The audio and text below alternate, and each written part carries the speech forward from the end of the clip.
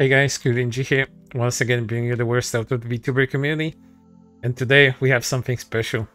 As I say every day, but today is really a special occasion, as we have a VRChatter instead of VTuber.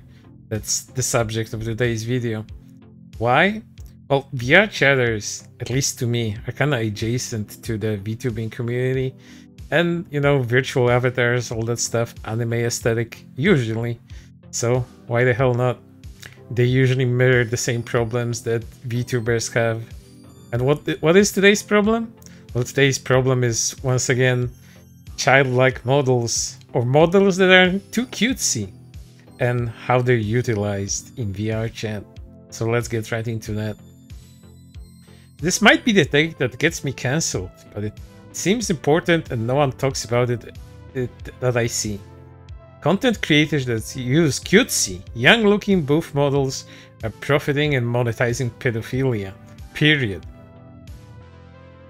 I should be clear, there's a huge difference between simply looking youthful, early 20s kind of vibe, and childlike. I'm talking about when people are using young childlike avatars in particular here. Well, how do you define what age an avatar is that's completely fictional and has an anime aesthetic to it? How do you define this? How do you explain it away without getting into body shaming real people, since you're already making the comparison to actual, you know, childlike characters and actual people that may look childlike? So how do you reconcile this within your brain? I'm not quite sure how you do that, considering the aesthetic is so vastly different from anything that's real. I don't know how you can make a justification, make those arguments. Let's move on. I agree. However, with stuff like this, even if no one supplies it, the demand doesn't go away, and in the end, that puts kids at more risk.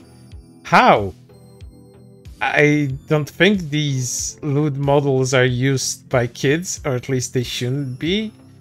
I mean, if it's a kid and it's using that kind of model to do lewd stuff, I think the bigger problem is that the kid is sexualizing themselves on the internet. I don't think it's a supplier fault.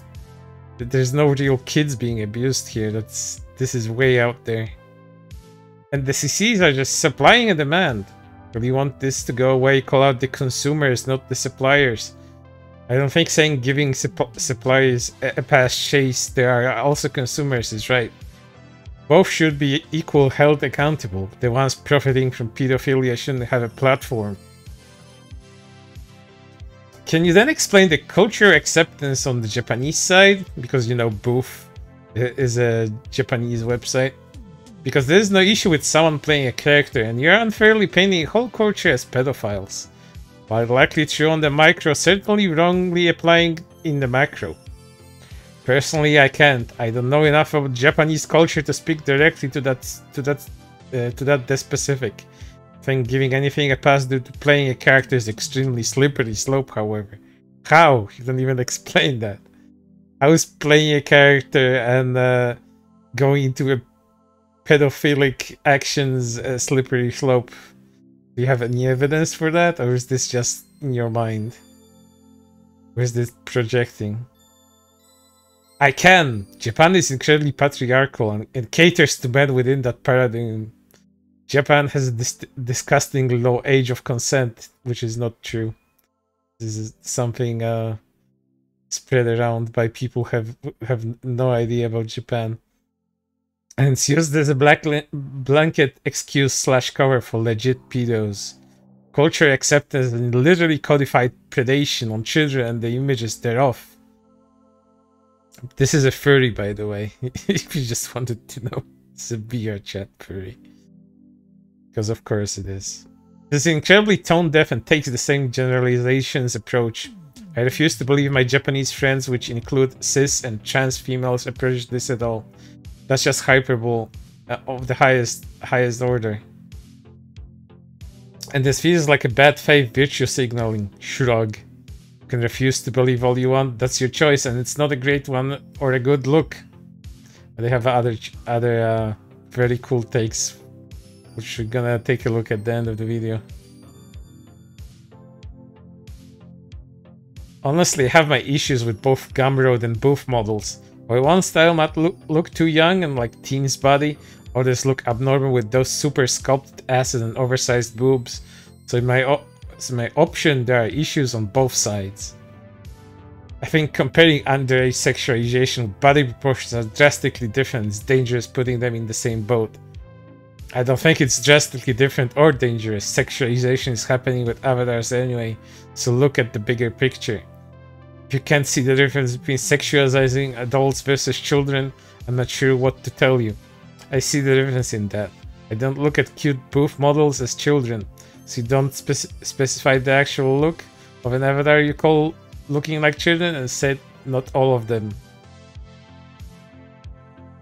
When shit lines up like that, to be fair, I feel that enormous cans point further towards developed but with baby face. Still an uncomfortable line. These VRChatters have some screw loose. So now cute face, huge cans is pedophilia as well. Man. Your avatars look very young. Should we report your Gumroad? Feel anyone's content is promoting pedophilia, or report them, yes. This is not the gotcha point you wish it was. Your model looks like she could be 13. Oh, you're pissed off being called out for posting child porn, so you swing widely. The child porn in quotation marks in question being Loli stuff, of course. Oh, you're American and can't cope with cute, short, flat-chested adult women, so you post on Twitter. Stay mad, pedo. Blocking your creepy ass. And lastly, to top of the video, we have some more super takes from that furry from a while back. I've been saying this for years. I've been supposedly cancelled by the incel / map / lordy circles for bringing an anti. I know most don't agree with me on this point, but the same can be said about straight / cis in food avatars doing SW. You're profiting of trans bodies and trends that you didn't earn. Get all the benefits and none of the fear of having to actually live in this body. I'm sorry, mixtress makes fruity VRChatter. I didn't know that Futanari characters were trans people. I didn't know if you are actually trans that you have two sets of genitals, both male and female. I didn't know people like this existed wildly and in great amounts. So I guess a lot of people could consider your opinion pretty transphobic, considering you equate those two things. But yeah, VRChatter, VTube, and VTubers are gonna VRChat and VTube. What else is new? For right now, that's everything. Hope to see you on the next one.